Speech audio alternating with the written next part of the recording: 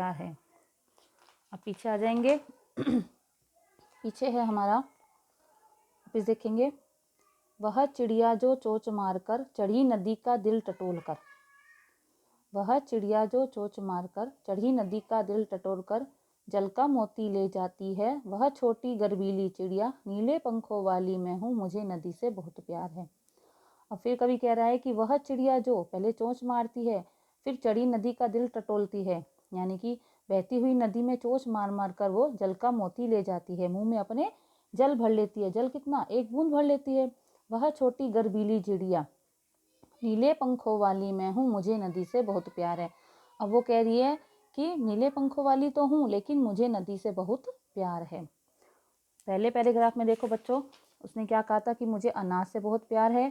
दूसरे पैराग्राफ में उसने कहा मुझे जंगल से बहुत प्यार है। और तीसरे पैराग्राफ में उसने कहा मुझे नदी से बहुत प्यार है। और इस कविता के लेखक का नाम क्या है? केदारनाथ अग्रवाल। राइटर कौन है हमारे? केदारनाथ अग्रवाल। आप इस चित्र को भी बना सकते हैं और आगे जो दिया है वो भी चित्र बना सकते हैं। अब पाठ के बारे में आपको एक बार फिर समझा देती हूँ। कवि ने बताया है कि उसके स्वभाव में नीले पंखों वाली एक छोटी सी चिड़िया है। वह संतोषी है, अन्न से बहुत प्यार करती है।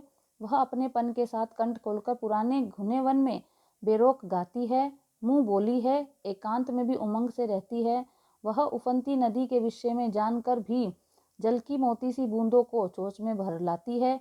उसे स्वयं पर गर्व है, वह साहसी है, उसे नदी से लगाव है। कवि ने अपने भीतर की कल्पित चिड़िया के माध्यम से मनुष्य के महत्वपूर्ण गुणों को उजागर किया है। यानी कि इस कविता में कवि ने क्या किया है? अपने भीतर की चिड़िया को, यानी कि उसने मन को अपने चिड़िया समझ लिया है और मनुष्य के महत्वपूर्ण गुणों को उजागर किया है। यानी कि आदमी में जो अच्छे अच्छे गुण होते हैं उसको उन्होंने दिखाया है। चलिए बच्चों, अब आप ये कविता चित्र बनाकर घर पर अपनी कॉपी पर पूरी लिखेंगे। यही आपका गृह कार्य है, आपको यहाँ तक पूरी कविता लिखनी है।